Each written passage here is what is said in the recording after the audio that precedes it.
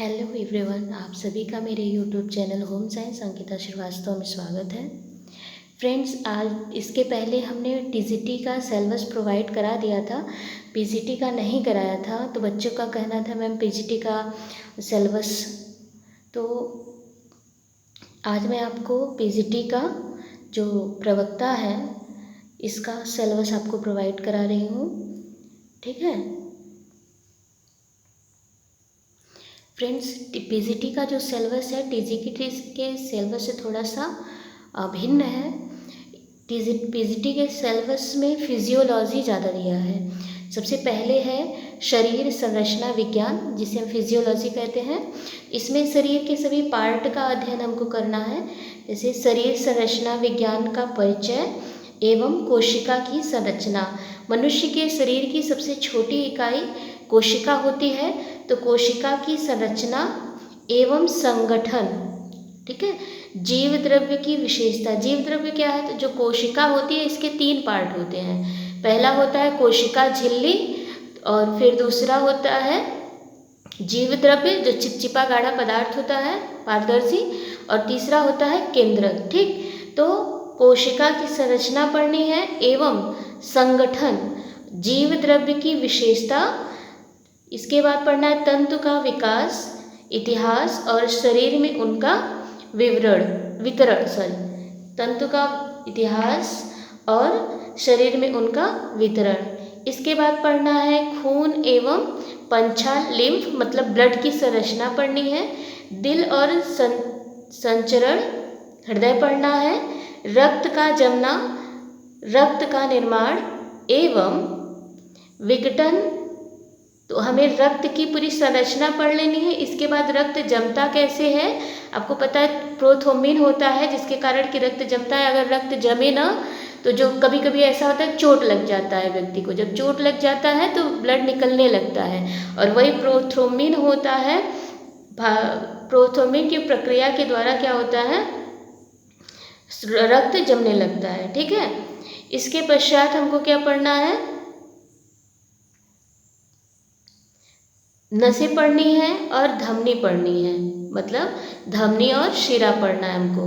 दबाव, श्वसन तंत्र की संरचना, जो हम श्वसन प्रक्रिया करते हैं तो उसमें कौन कौन से तंत्र आते हैं, जैसे श्वास नली है, श्वसनिका है, फेफड़ा है, उनकी संरचना पूरी पढ़नी है। श्वसन की कार्य प्रणाली पढ़नी है। फिर इसके बाद फेफड़ा और तंतुओं में गैसों का आदान प्रदान कैसे होता है ये पढ़ना है। ठीक है, इसके बाद अम्ल आधारित संतुलन, श्वसन तंत्र का सिरा एवं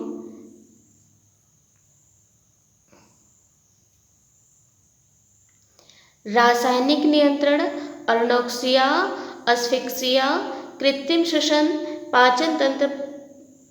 पाचन तंत्र में हमको क्या पढ़ना है, पाचन तंत्र की सामान्य संरचना, पेट, छोटी आंत और यकृत और पैनक्रियाज की बनावट विस्तृत अध्ययन करना। ठीक है, पाचन संस्थान में हमारे शरीर के जितने भी अंग आते हैं सबका हमको अध्ययन करना है। जैसे आहार, पहले हम खाने का निवाला मुंह में न डालते हैं, तो सबसे पहले मुंह में जाता है, फिर उसके बाद आहार नली लगी होती, जैसे हम भोजन को निगलते हैं तो आहार नली में जाता है ना, जिसमें कोई पाचन नहीं होता, केवल एक नली सी होती है, और वो केवल एक माध्यम होता है भोजन को आमाशय में ले जाने का।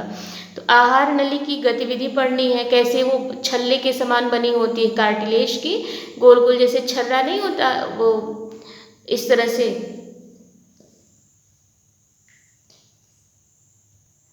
जैसे स्प्रिंग होता है इस तरह से छल्ले जैसा बना होता है, तो वैसे ही ये कार्टिलेज का बना होता है। इसके बाद रिसाव की प्रक्रिया, पाचन कार्य, एंजाइम के कार्य। ठीक है, पाचन क्रिया में कौन कौन से एंजाइम कार्य करते हैं उसके विषय में अध्ययन करना है, और वो कहाँ से निकलते हैं, कौन सा एंजाइम किस पे कार्य करता है, ये सारी चीज़ें पढ़ेंगे। गुर्दा द्वारा मूत्र निस्तरण, मूत्र का निर्माण और उसकी संरचना। किडनी के द्वारा जो मूत्र बाहर निकलता है, तो किडनी की पूरी संरचना पढ़नी, मूत्र की संरचना पढ़नी है, और शरीर से मूत्र बनता कैसे है और निकलता कैसे है। ठीक है, आपको पता ही होगा कि जो किडनी होती है वो चाय छन्नी का काम करती है। जैसे चाय छानने के लिए हम छन्नी का यूज करते हैं ना, छन जाता है, जो अपशिष्ट पदार्थ होता है चाय छन्नी में ऊपर हो जाता है और चाय छन के नीचे आ जाता है। बिल्कुल वही कार्य हमारा गुर्दा भी करता है, किडनी भी करता है, ये छननी का कार्य करता है, जो कि ब्लड को छानता है, अशुद्धियाँ हमारी छन जाती हैं, ठीक है, और शुद्ध रक्त मिल जाता है। तो इसके बाद हमारा त्वचा मांसपेशियों की बनावट पढ़नी है। मांसपेशियों के खिंचाव के दौरान भौतिक एवं रासायनिक परिवर्तन पढ़नी है। मांसपेशियों का हमें अध्ययन करना है। नाड़ी तंत्र परिवर्तित कार्य, संवेदना एवं प्रत्यक्षीकरण की सामान्य प्रक्रिया, विशेष रूप से दृश्य और श्रव्य संबंध में एंडोक्रिनोलॉजी, हार्मोन्स निष्करण के सिद्धांत। हमें कोई भी चीज़ कैसे पता चल जाता है? नर्वस सिस्टम के माध्यम से। हमें हमारे शरीर में कोई भी प्रक्रिया हो हम देख नहीं पाते, जैसे हमारे बैक में, पीठ में चींटा काट रहा है या मच्छी बैठी है, हम देख नहीं पाते लेकिन हमको एहसास होता है। कैसे होता है? नाड़ी संस्थान के द्वारा होता है। तो ये इनके पूरे नर्वस सिस्टम को हमको पढ़ना है कि ये इनकी प्रक्रिया कैसी होती है, ये कैसे कार्य करते हैं, तो सारी चीज़ें इसमें हमको पढ़नी है। फिर है विकास, चयापचय और पुनरुत्पादन में हार्मोन्स का नियंत्रण। पुनरुत्पादन स्त्री एवं पुरुष के प्रजनन अंगों की सामान्य बनावट। आपको पता है प्रजनन संस्था में जब आप अध्ययन करेंगे तो स्त्री और पुरुष के जो प्रजनन अंग होते हैं उनकी अलग अलग बनावट होती है, तो उनका दोनों का अलग अलग अध्ययन करना है, ठीक है। पुर्बेटी स्त्री एवं पुरुष में हार्मोन्स की क्रिया, बच्चेदानी एवं गर्भाशय का विकास और उसकी प्रक्रिया, ठीक है। मतलब महिलाओं में जो बच्चेदानी होती है उसकी पूरी संरचना पढ़नी है और उसका विकास कैसे होता है इसका अध्ययन करना है। इसके बाद हमको पढ़ना है सचेतन फर्टिलाइजेशन, जिसे हम कहते हैं गर्भधारण तथा उनके विविध अवयवों के कार्य, विभिन्न रोगों से शरीर का बचाव, संक्रमण की अवस्थिति, सृजनन, प्रतिरोधन, सर्टिजेशन एवं एंटीबॉडीज। हमको पढ़ना है कि जो संक्रामक रोग हो जाते हैं कैसे होते हैं, उनके कारण, उपचार, निवारण, ठीक है, कब हमको दिखाई देते, ये लक्षण, सारी चीज़ें हमको इसमें पढ़नी है। नेक्स्ट यूनिट है हेल्थ का।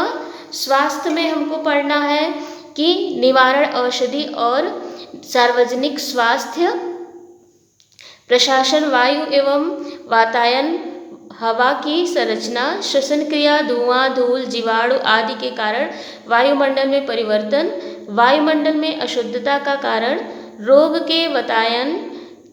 बतायन का अर्थ, रोगी एवं स्वस्थ व्यक्ति के लिए आवश्यक वायु,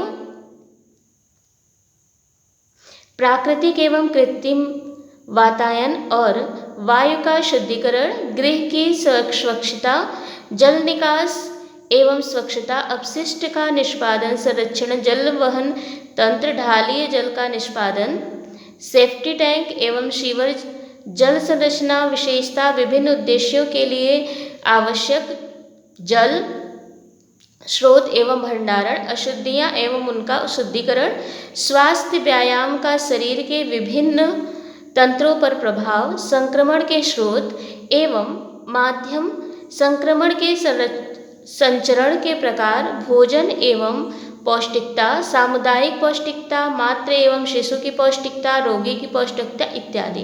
कहने का मतलब हमको इस यूनिट में पूरे रोग के कारण को पढ़ने हैं, उनका निवारण पढ़ना है, ठीक है।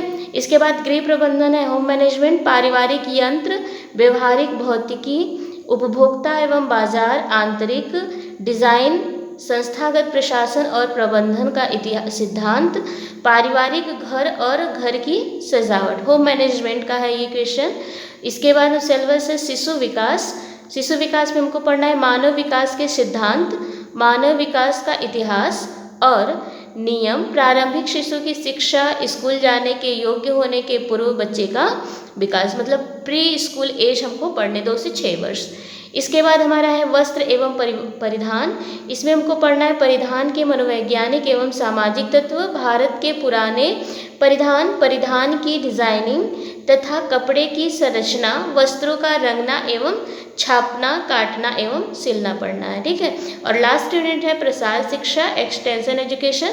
इसमें हमको पढ़ना है प्रसार शिक्षा की आवश्यकता, क्षेत्र एवं दर्शन, सामुदायिक विकास योजना, प्रौढ़ एवं अनौपचारिक शिक्षा, प्रसार शिक्षा की विधियाँ, शोध यंत्र एवं तकनीकी और प्रारंभिक सांख्यिकी। इतना हमको पीजीटी के सिलेबस में टोटल पढ़ने हैं, ठीक है। इस तरह से पूरा टोटल रहा हमारा पीजीटी का सिलेबस। आगे की क्लास में आपको एक एक करके पढ़ाएंगे। Thank you for watching my video. अगर आप नए हैं चैनल पे तो चैनल को सब्सक्राइब कर लीजिए। आपको यूजफुल लगे तो लाइक कीजिएगा, शेयर करिए अपने मित्रों में। Thank you.